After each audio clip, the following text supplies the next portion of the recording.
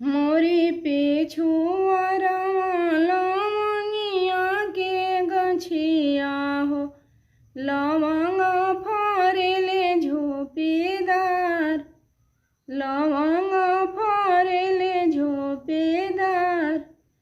घर में से निकलेले दुल्हा कौन दुल्हा, तोरले लवंगिए के गाछ, तोरले लवंगिए के गाछ। धावल धूपल आवेले मलिनिया हो, आई के दुआरवा पर खाड़, आई के दुआरवा पर खाड़।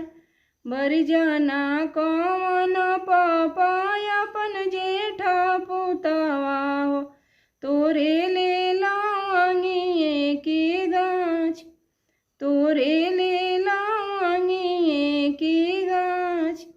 के